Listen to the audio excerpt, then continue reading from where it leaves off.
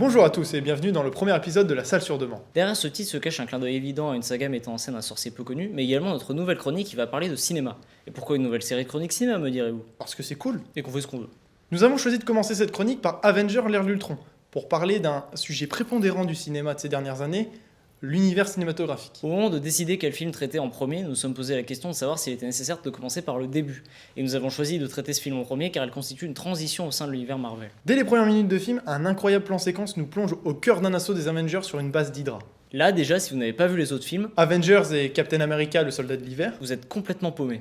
S'ensuit ensuite la découverte d'une gemme d'affinité dans l'ancien sceptre de Loki qui semble contenir une entité capable de penser par elle-même. Stark et Banner décident donc de programmer cette conscience pour en faire un parfait défenseur de la paix. Au cours d'une fête que nous n'avons pas de budget pour les caméos féminins, l'agent Romanov chauffe méchamment Bruce Banner, Stanley se bourre la gueule comme jamais, et le programme dénommé Ultron réussit à détruire Jarvis et à s'enfuir sur internet. À ce moment-là, la sorcière rouge Ah oui, donc il y a vraiment trop de persos en fait dans ce film. et son frère jumeau. Ah, parce qu'elle a un frère jumeau en plus. À ce moment-là, la sorcière rouge et son frère jumeau sèment la pagaille au sein des Avengers, ce qui provoque un combat entre Stark et Hulk et permet à Ultron de s'échapper avec le vibranium. L'équipe décimée se réfugie dans la ferme familiale de Clint Barton pendant que Ultron se fait fabriquer un corps en vibranium. Grâce à Fury, les Avengers réussissent à le stopper avant qu'il ne se télécharge dans son nouveau corps et parviennent à lui voler pour l'apporter à Stark. Ce dernier constate que Jarvis n'a pas été détruit et décide donc d'implanter une version bio-organique de celui-ci dans le corps en vibranium qui deviendra Vision. Nos héros se mettent ensuite d'accord pour aller péter la gueule à Ultron qui a sorti pour l'occasion son plus beau plan de méchant. Les Avengers se retrouvent donc à combattre une armée de robots sur une ville volante. Attends, quoi? Ouais, désolé.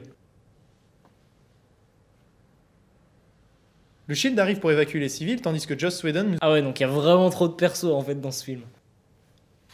Non mais c'est le réel en fait. Le ré quoi? Tandis que Joss Whedon nous envoie un maximum de scènes d'action qui déchirent, notamment un slow motion magnifique qui prouve son talent pour la chorégraphie. Quicksilver se sacrifie pour sauver Hawkeye, ce qui a pour effet d'énerver la sorcière rouge qui va détruire le corps principal d'Ultron. Iron Man et Thor trouvent le moyen de détruire la ville afin de sauver le monde. S'ensuit alors une scène finale entre Vision et le dernier Ultron. Ultron est tué, tout le monde est content. Enfin presque, Thor rentre à Asgard, Stark prend des vacances et Black Widow est vachement triste parce qu'elle s'est fait poser un lapin par son monstre vert. Marvel nous présente le casting du prochain film et met un gros coup de pression avec Thanos qui lance enfin l'intrigue des pierres d'affinité. Voilà pour l'histoire. Alors c'est vrai, c'est un peu le bordel, mais on a plein de trucs à dire sur le personnage. La phase 2 de l'univers cinématographique de Marvel marque un changement majeur dans la manière de traiter et d'approfondir les personnages. Déjà depuis Iron Man 3, on est familier avec la responsabilité de protéger la Terre que ressent Tony Stark. En effet, c'est cette peur qui le pousse à prendre le risque d'utiliser Ultron pour son programme Iron Legion. C'est le cas aussi pour Thor qui cherche des réponses en se confrontant à ses visions. En fait, la seule à ne pas avoir eu ce traitement un peu sérieux, c'est Natasha Romanoff. Finalement, même si les visions qu'elle a tentent de nous en apprendre un peu plus sur son passé, on n'a pas vraiment l'impression de la connaître. Mis à part dans ce film où l'on passe pas mal de temps sur sa relation amoureuse avec Banner, elle ne semble être là que pour son physique et c'est là le vrai problème de ce personnage. Pour nous, la réalisation s'appuie beaucoup trop sur le physique de celle-ci, et pas que dans l'ère d'Ultron, mais bien depuis son apparition dans Iron Man 2. Ce qui fait que quand Bruce Banner refuse les avances de Black Widow, le spectateur sort du film et se dit Putain, mais le mec met un râteau à Scarlett Johansson. Et évidemment, le fait que le spectateur réduise le personnage à l'acteur ou l'actrice qui l'incarne témoigne des lacunes de la construction du personnage. D'autant plus que dans chaque film où elle apparaît, elle est mise en scène dans des relations un peu ambiguës avec d'autres personnages. Stark dans Iron Man 2, Steve Rogers dans Captain America 2 et enfin Hawkeye dans Avenger. Et puis, comme c'est Scarlett Johansson, qui, quoi qu'on en dise, a quand même un physique très avantageux, on est conditionné par les standards de narration hollywoodien à la considérer comme un potentiel intérêt amoureux des personnages, ce qui a forcément pour effet collatéral de déformer la perception qu'on a de ces interactions sentimentales.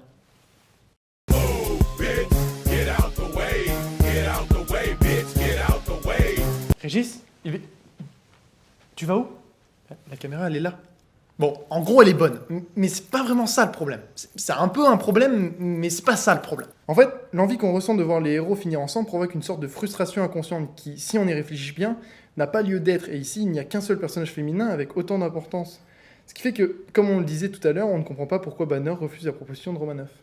Maintenant, passons à un personnage qui n'a pas eu un traitement suffisant dans le premier volet des Avengers, Hawkeye. Hawkeye est un héros de l'univers Marvel qui a un arc et des flèches, en fait. Il lance des... Arrête, tout le monde sait qui c'est. Dans Avenger 2, le contraste entre Hawkeye et le reste des personnages évoque une des thématiques centrales du film, à savoir l'opposition entre l'humain et le surhumain.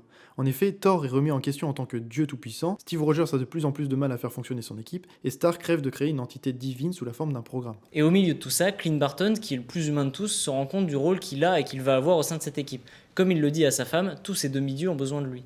Pour marquer encore plus cette différence, le film nous montre les Avengers en cavale se réfugiant dans la ferme familiale de Barton, on a donc bien cette idée du surhumain guidé par un être ordinaire. Au-delà de vouloir donner plus d'importance à ce personnage, le film a fait de Hawkeye un représentant d'un des messages du film, le retour aux sources de l'héroïsme contre la surutilisation des technologies dans la défense des populations. Le personnage ne fait pas que nous dire attention à ne pas surestimer le besoin qu'a l'humanité de la technologie. Il communique aussi des valeurs qui nous aident à comprendre ce message, comme la transmission des aînés via son rôle de mentor avec la sœur Maximoff. Et la vraie réussite de ce protagoniste, c'est d'être tout cela à la fois, tout en restant drôle et attachant. À ce symbole de l'humain américain qu'est Clint Barton, le film oppose Ultron, une intelligence artificielle née d'une entité extraterrestre. Le paradoxe de ce personnage est qu'il s'agit d'un monolithe de logique obnubilé par sa cause, mais qui est à la fois doté d'émotions. En plus de ça, on peut remarquer qu'il est surprenant de la part d'une intelligence artificielle qui n'est pas censée suivre de croyances religieuses humaines de se prendre pour un dieu et faire des allusions bibliques, comme lorsqu'il parle de l'arche de Noé. La logique pure qui caractérise Ultron lui fait dire que le seul moyen de protéger la Terre, c'est de supprimer les humains, qui n'ont pas l'air faits pour de longues périodes de paix. Cette logique froide est en contradiction avec les quelques sentiments humains qu'il ressent, comme la colère, la haine de Tony Stark, ou alors, comme le dit Vision à la fin du film, la peur de mourir. Évidemment, le film met en lumière le fait que chercher la meilleure solution scientifique et rationnelle pour apporter la paix mènerait vers des extrêmes inenvisageables pour un esprit humaniste et sain. On retrouve cette idée dans Tron l'héritage où le programme Clou cherche la perfection et supprime donc les ISO, une sorte de vie qui se rapproche de la vie humaine. Et on aura sûrement l'occasion de reparler de ce film. Et la comparaison avec les Avengers ne s'arrête pas là. Comme Ultron est un programme, il est partout à la fois, ce qui veut dire qu'il contrôle tous ses sbires en plus de son corps principal. Il est un seul être dans plusieurs, tandis que la mission des Avengers dans ce film est de surmonter leurs divisions pour former une équipe soudée. Et être plus qu'une somme d'individus exceptionnels. Et à la fin du film, on remarque l'opposition entre Ultron, qui poursuivait une mission, et Vision, né d'une intelligence artificielle, sans autre but que d'aider les humains, qui semble être un idéal presque candide de ce que devrait être un programme pour la protection de la paix. On voit bien ici que Marvel a réalisé un travail très intéressant sur la construction de ses personnages, et c'est aussi pour cela qu'il s'agit d'un des maillons importants de l'univers cinématographique. L'ultime preuve du succès de cet univers, c'est que DC Comics est en train de lancer ses propres séries de films. Le dernier point de cette chronique concerne justement cet univers étendu. Depuis quelques années, le studio a envahi le cinéma de films de super-héros. On peut aimer ou pas, mais force est de reconnaître que la plupart de ces films sont de bonne qualité, tant au niveau du spectacle qu'ils offrent que du travail réalisé au niveau du scénario global. Si on suit avec assiduité la sortie des films Marvel, il faut bien admettre que la construction des intrigues toutes liées entre elles a quelque chose d'assez grisant, car il s'agit d'un phénomène nouveau au cinéma. À chaque nouveau film, on a très envie de découvrir la suite de l'histoire comme pour un nouvel épisode d'une série. Mais le fait de se rapprocher de la narration d'une série a aussi un effet néfaste. Les films Marvel commencent à perdre leur identité et leur intérêt en tant que film. Ce sont des œuvres qui font partie d'un tout et qui sont difficilement appréciables sans avoir vu le reste de la saga. C'est sûrement le but du studio, mais le problème c'est qu'on se retrouve avec des films qui prennent l'action en route et qui se basent beaucoup trop sur les intrigues des précédents volets. Comme Avengers 2. Et du coup, les nouvelles sorties ne s'adressent qu'aux fans qui connaissent l'univers sur le bout des doigts, et il devient donc très compliqué pour les autres de s'immiscer dans l'univers. Par exemple, quelqu'un qui n'a vu aucun des autres films Marvel va voir la bande-annonce de Captain America Civil War et qui se dit « Waouh, ça a l'air vachement cool !» Et qui va le voir, il risque de rien comprendre au film. C'est plutôt dommage de réserver aux fans des films qui devraient s'adresser pourtant à un large public. En plus de ça, ce n'est pas très agréable de regarder un film qui ne se suffit pas à lui-même, qui n'est pas une œuvre complète. Comme c'est le cas pour un épisode dans une série. Au final, si l'on voulait caricaturer, on pourrait dire que chaque film est un teaser de la prochaine sortie ou du prochain personnage. Ce qui est plutôt lassant parce qu'on n'a jamais l'impression de voir l'œuvre qui veut vraiment nous être présentée.